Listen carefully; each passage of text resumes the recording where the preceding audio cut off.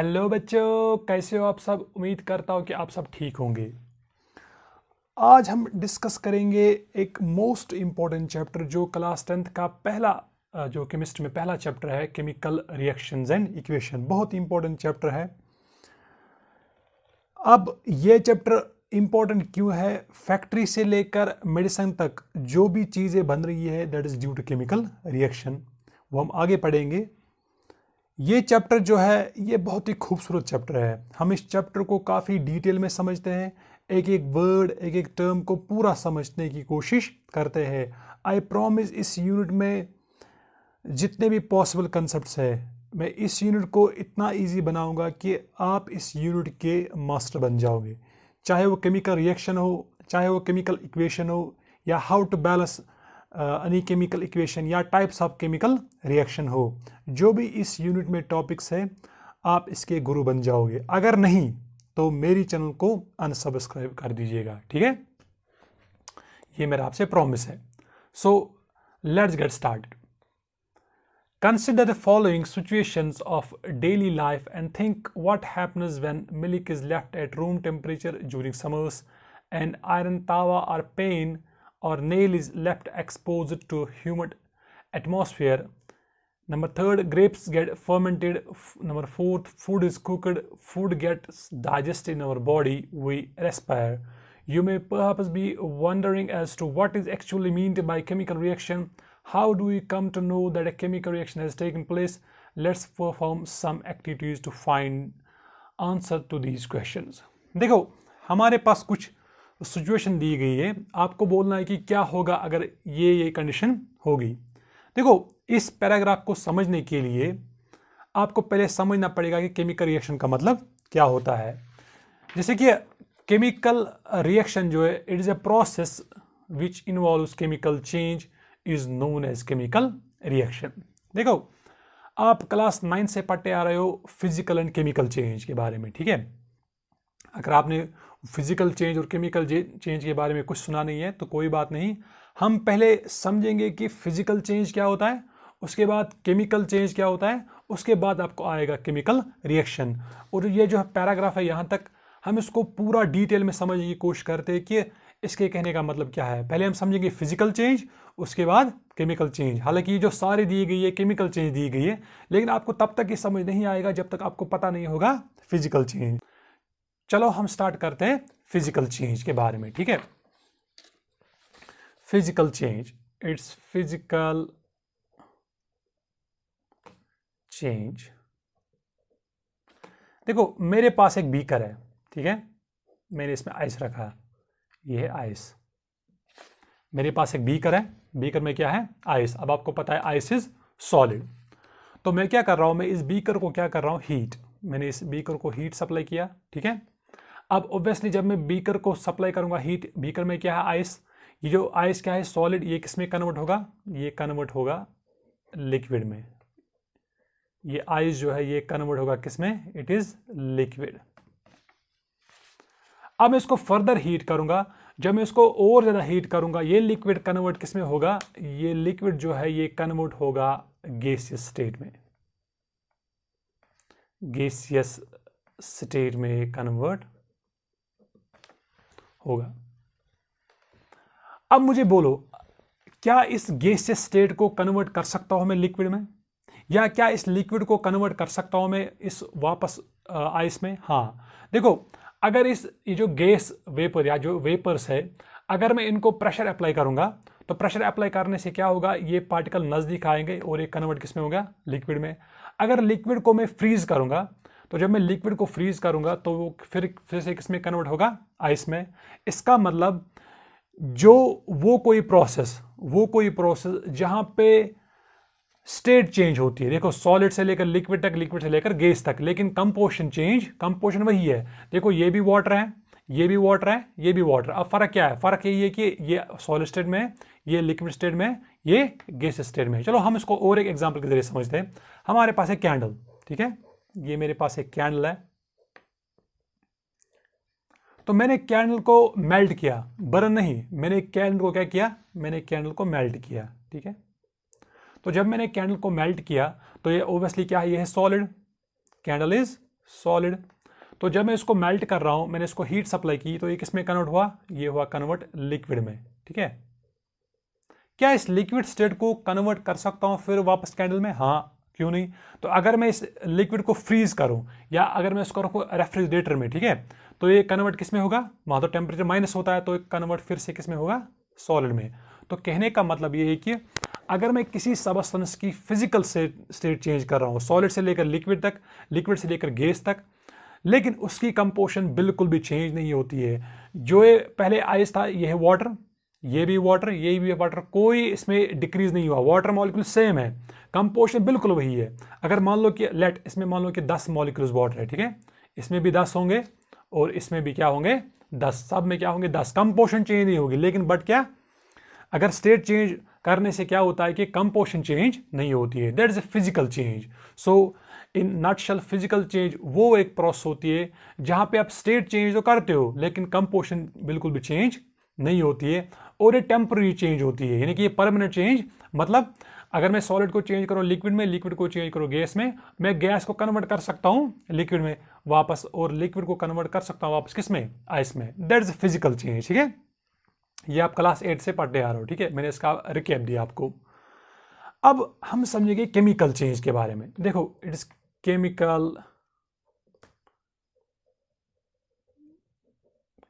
Change. ठीक है, देखो केमिकल चेंज में क्या होता है कि ये एक वो प्रोसेस है जहां पे आप जब स्टेट चेंज करते हो, जब आप स्टेट चेंज करते हो, स्टेट चेंज करने के साथ साथ इसकी एंटायर कंपोजिशन क्या होती है, वो बिल्कुल चेंज हो जाती है। ठीक है, हमारे पास बहुत से एग्जांपल है लेकिन हम इसी कैंडल को लेंगे। ठीक है, ये है मेरे पास कैंडल, ये मैंने कैंडल ड्रॉ किया यहाँ पे। ठीक है, ये कैंडल जो है, अब मैं इसको मेल्ट नहीं, अब मैं इसको बर्न करूंगा। ठीक है, अब मैं इसको जलाऊंगा। तो जब मैं इस कैंडल को बर्न करूंगा, तो बर्न करने से क्या होगा, जो यहाँ पे सॉलिड है, मेरी बात समझिएगा, जो मेरे पास सॉलिड है ना यहाँ पे, जब ये बर्न होगा तो ऊपर क्या जमा होता है, लिक्विड ऊपर जमा होता है। यहाँ पे क्या जमा होता है, लिक्विड। अब जब वो लिक्विड स्ट्राइक होगा इस थ्रेड के साथ, ठीक है, ये इसको कन्वर्ट करेगा किसमें, it is carbon dioxide gas में। अब क्वेश्चन ये है कि क्या कार्बन डाइऑक्साइड गैस को क्या कन्वर्ट कर सकता हूं मैं फिर कैंडल फॉर्म में? ना, इट इज नॉट पॉसिबल। तो कहने का मतलब ये है कि ये एक वो प्रोसेस है जहां पे आप स्टेट तो चेंज कर रहे हो। पहले क्या था, स्टेट सॉलिड, मैंने इसको चेंज किया, फिर लिक्विड, लिक्विड चेंज हुआ किसमें, गैस। लेकिन फिजिकल चेंज में क्या होता था कि वहां पे जो गैसेस स्टेट है वो वापस कन्वर्ट होता था किसमें, लिक्विड में, और लिक्विड होता था चेंज सॉलिड में। लेकिन यहां पे ऐसा मसला नहीं है।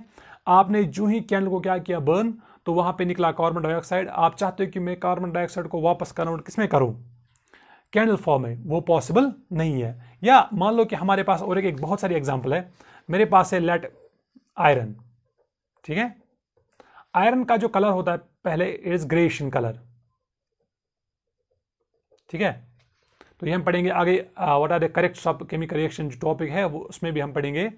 आयरन जो है इसका कलर क्या होता है, ग्रेइश। ठीक है, अब आपने क्या किया, आपने इसको रखा एटमॉस्फेयर में। ठीक है, बाहर क्या है, बाहर ह्यूमिड एटमॉस्फेयर है, बाहर कभी रेन भी अवेलेबल होता है, तो डिफरेंट कंडीशन होते हैं, मॉइस्चर होता है। तो इससे क्या होता है कि 2 साल के बाद, 3 साल के बाद इसका जो कलर होता है वो होता है चेंज। तो इसमें होती है rusting of iron, rusting of iron. तो अब जो इसका कलर है दैट इज रेडिश ब्राउन। अब आयरन क्या था पहले, ग्रेइश इन कलर, इसकी जब रस्टिंग हुई वो कन्वर्ट किस में हुआ, रेडिश ब्राउन। अब मैं चाहता हूं कि ये जो रस्टेड आयरन जो है जिसका कलर रेडिश ब्राउन हुआ, मैं इसको कन्वर्ट करूं फिर से ओरिजिनल आयरन में, जो पहले आयरन था मैं उसको वापस इसी में कन्वर्ट करूं।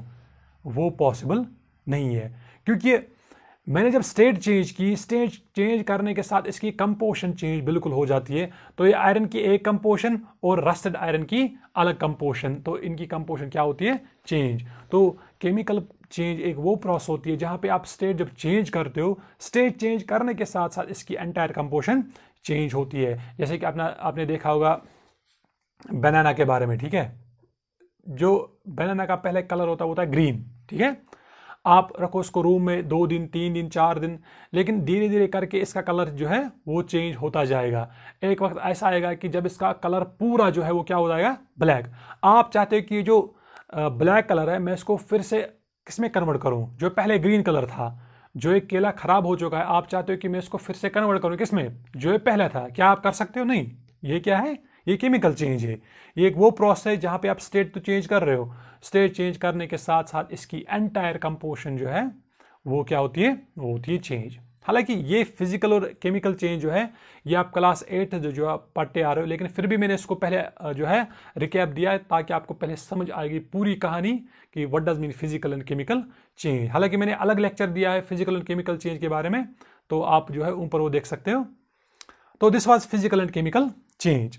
नाउ अब हम समझेंगे केमिकल रिएक्शन। ठीक है, chemical reaction the process which involves chemical change.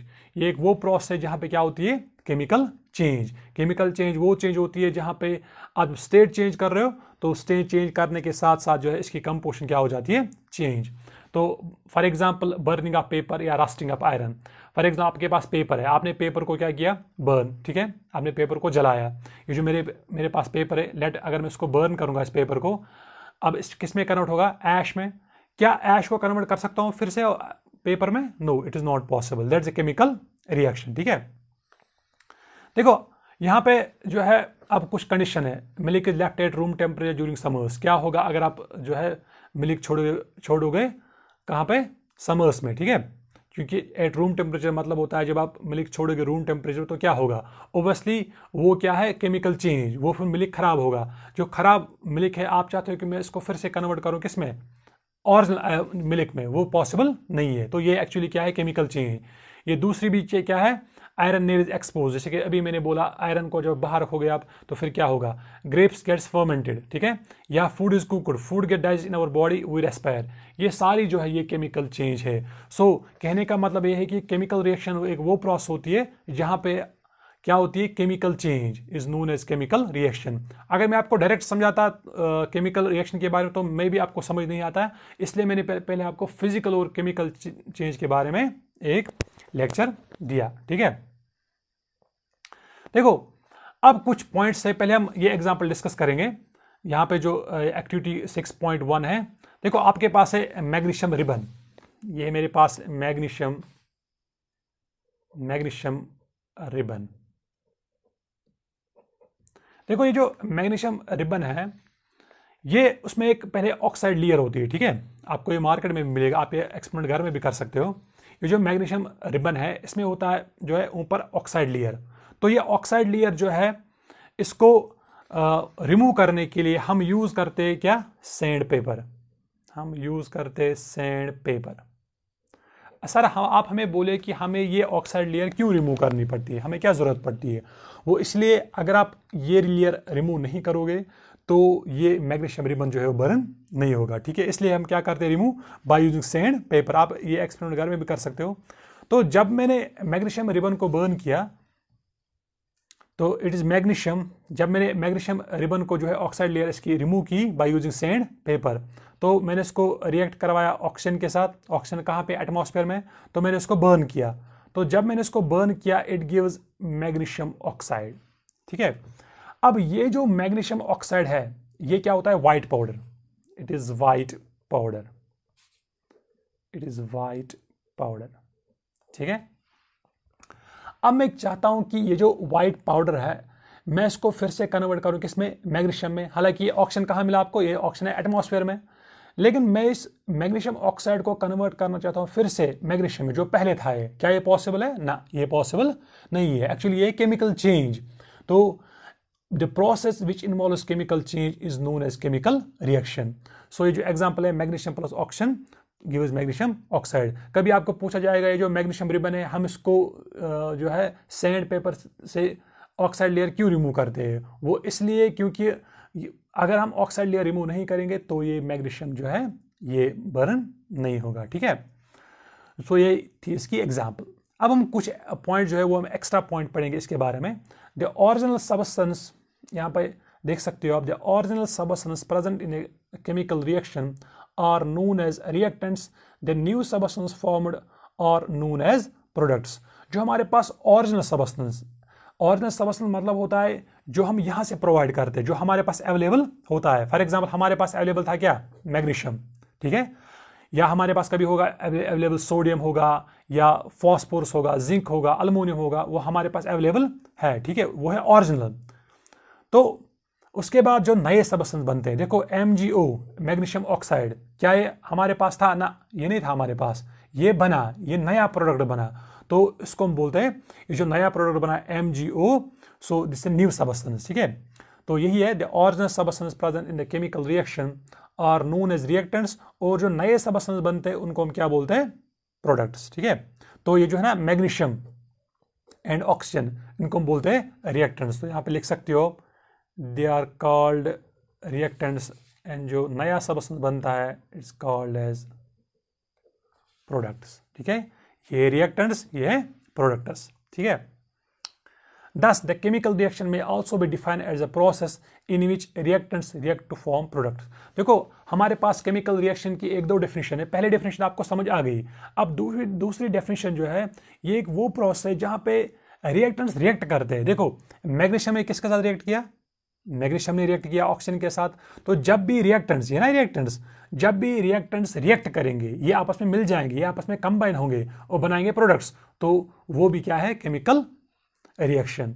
सो आपके पास एक दो डेफिनेशन है, one is called the process which involves chemical change is known as chemical reaction, और is a process in which reactants react, जब भी reactants react करेंगे तो वो क्या बनाएंगे? प्रोडक्ट्स, तो वो भी क्या है? केमिकल रिएक्शन, ठीक है। तो ये था ऑल अबाउट केमिकल रिएक्शन, ठीक है। देखो अब जो हमारे पास ये जो एक्टिविटी दी गई है, एक्टिविटी 6.2, या आप यहां पे देख सकते हो, यहां पे देख सकते हो आप, यहां पे the formation of hydrogen gas by action of dilute sulphuric acid on zinc. देखो इन एक्टिविटी को समझने के लिए हम इसको डिटेल में समझते हैं, ठीक है। From the above 3 activities we can say that one of the following observation help us to determine whether a chemical reaction has taken place, ठीक है। change in state, change in color, evolution of gas, change in temperature. As we observe the change around us, we can see that there is a large variety of chemical reactions taking place around us. We will study about the various types of chemical reaction and their symbolic representation in this chapter. देखो अब इसके कहने का मतलब क्या है? ये paragraph जो है समझने के लिए, या जो यहाँ पे एक्टिविटीज दी गई है, इनको समझने के लिए ये आपसे पहले क्वेश्चन पूछता है कि क्वेश्चन ये है कि आपको कैसे पता चलेगा कि कोई भी प्रोसेस, क्वेश्चन आप सुनिए, आपको कैसे पता चलेगा कि कोई भी प्रोसेस जो है वो केमिकल रिएक्शन है? इसके लिए हमारे पास कुछ कैरेक्टरिस्टिक्स है, ठीक है, जिनको आप बोलते हैं फीचर्स, ठीक है। हमारे पास कुछ कैरेक्टरिस्टिक्स है, इनकी बुनियाद पर हम बता सकते हैं कि क्या वो प्रोसेस केमिकल रिएक्शन है कि नहीं। अगर इन 5-6 प्रोसेस को फॉलो करता है तो वो केमिकल रिएक्शन है। अगर इन 5-6 प्रोसेस को फॉलो नहीं करता है देन वो केमिकल रिएक्शन नहीं है। अब वो क्या क्या कैरेक्टर्स है? पहला characteristics that is change in state, दूसरा क्या है? चेंज इन कलर, तीसरा क्या है? Evolution of gas, and fourth क्या है? Change in temperature. हमारे पास और एक है दैट इज प्रेसिपिटेट फॉर्मेशन, तो वो भी हम डिस्कस करेंगे, ठीक है। तो जो हमारे पास पहला जो what we can call as characteristic of chemical reaction जो है that is change in colour, ठीक है। तो हम इसको पूरा डिटेल में समझने की कोशिश करते हैं। Change in colour, in some chemical reaction there occurs change in color. For example, rusting of iron, the iron has grayish color change into reddish brown. देखो पहला जो फीचर है या आप कह सकते हो पहला जो characteristics of chemical reaction that is change in colour. देखो कुछ रिएक्शन में देखा गया, ये हर एक रिएक्शन में नहीं, ये कुछ इन सम केमिकल मतलब होता है कुछ रिएक्शन में देखा गया है कि वहां पे कलर क्या होता है? वहां पे कलर होता है चेंज। फॉर एग्जाम्पल हमने अभी भी एग्जाम्पल, इससे पहले एग्जाम्पल डिस्कस की है। तो मेरे पास है आयरन, ठीक है, इसका कलर जो है वो होता है ग्रेइश कलर, इसका कलर जो है वो होता है ग्रेइश कलर। तो जब इसमें रस्टिंग होती है, आपने इसको बाहर रखा एटमॉस्फेयर में, बाहर ह्यूमिड एटमॉस्फेयर होता है, बाहर मॉइस्चर होता है, कभी कभी रेन भी अवेलेबल होता है, इससे क्या होता है? इसमें क्या होती है? रस्टिंग, ठीक है। तो जब इसकी रस्टिंग होती है, it is rusting of iron, इसका कलर अब चेंज क्या होता है? Reddish brown. शाबाश। पहले क्या था, ग्रेश कलर, पहले था ग्रे कलर, ठीक है, अब क्या है, रेडिश ब्राउन। अब कलर होना चेंज।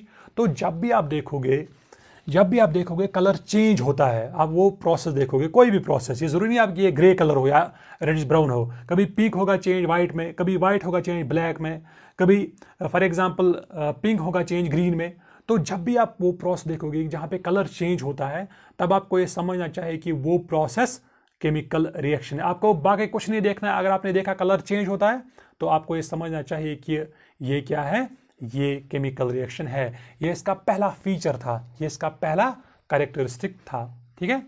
अब दूसरा जो है, that is second is change in state.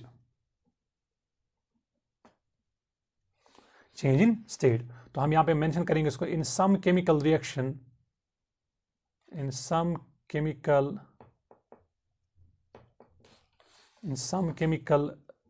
reaction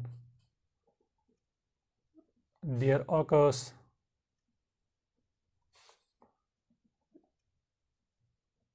change in state. For example,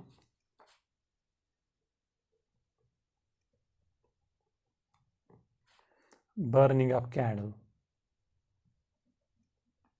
ठीक है। In some chemical reaction there occurs change in state, for example burning of candle। देखो मेरे पास एक कैंडल है, ठीक है, मैं कैंडल को ड्रॉ करता हूं यहां पे। मैंने कैंडल को क्या किया, बर्न। तो ये कैंडल जो है ये किस फॉर्म में, ये सॉलिड फॉर्म है।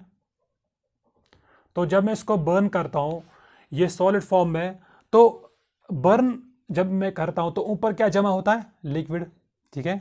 इसका मतलब पहले क्या था, सॉलिड स्टेट में, उसके बाद स्टेट चेंज हुई, वो किस में हुआ चेंज, लिक्विड में। लेकिन ये लिक्विड जब स्ट्राइक होता है किसके साथ, इस थ्रेड के साथ, ये कन्वर्ट होता है किसके साथ, ये कन्वर्ट होता है कार्बन डाइऑक्साइड गैस।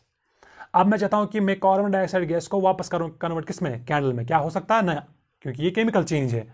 इसका मतलब यह है कि पहले क्या था, सॉलिड, ठीक है, सॉलिड कन्वर्ट हुआ जब मैंने कैंडल को बर्न किया। तो जब यहाँ टॉप पे होता है क्या है, बर्न, तो ये कन्वर्ट हुआ लिक्विड में।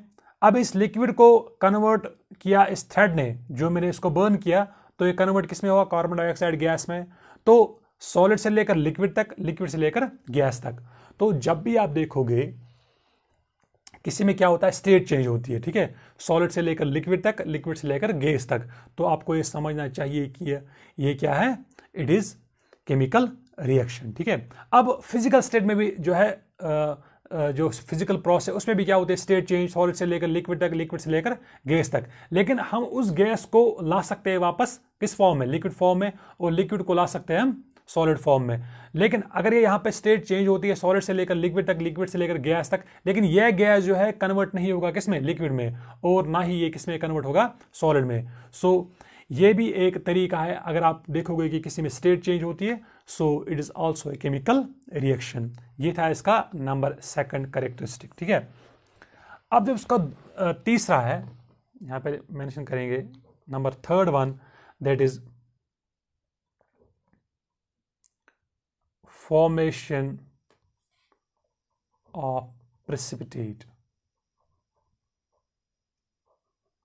हालांकि ये बुक ने मेंशन नहीं किया, लेकिन इसकी एक्टिविटी 6.2 जो है मेंशन की है, लेकिन डायरेक्ट वहां मेंशन नहीं किया गया। लेकिन ये भी है किसका feature, it's a feature of chemical reaction, ठीक है।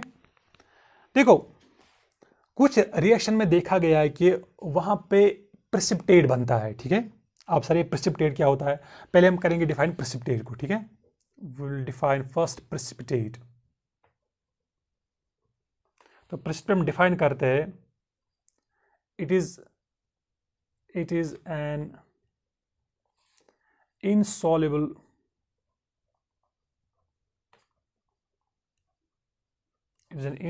solid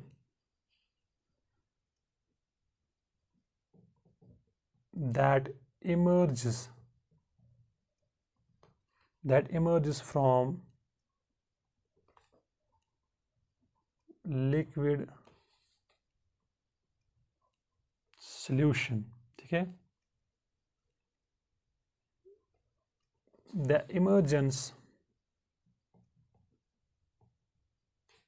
emergence of insoluble solid from the liquid solution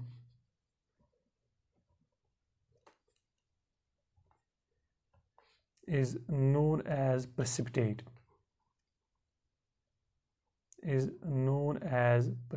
ठीक है, आपको कोई रट्टा मारने की जरूरत नहीं है, हम इसको समझेंगे। ठीक है, जब आप देखो मेरे पढ़ाने का तरीका क्या है, मैं आपको हर एक टर्म की एक कहानी डिस्कस कर रहा हूँ यहाँ पे, कौन सी प्रोसेस कैसी होती है। ये जरूरी नहीं कि सर ने जो वर्ड्स लिखा है आप वही एग्जाम में लिखोगे ना, आपको जो समझ आता है, आपने जो समझा है, आप अपने वर्ड्स में वो पेन डाउन कर सकते हो, आप अपने वर्ड्स में लिख सकते हो।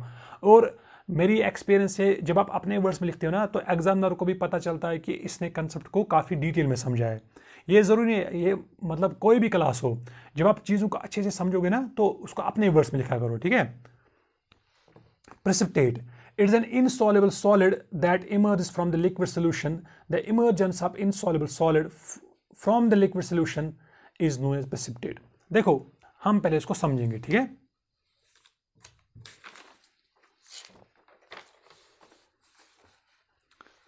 देखो एक होता है soluble solid, एक होता है soluble solid। फॉर एग्जांपल मेरे पास ये वाटर है, ठीक है, मैंने इसमें ऐड क्या किया, मैंने इसमें ऐड किया शुगर। जब मैं शुगर ऐड करता हूं वाटर में, क्या आपको शुगर दिखाई देगा? ना सर, क्यों? क्योंकि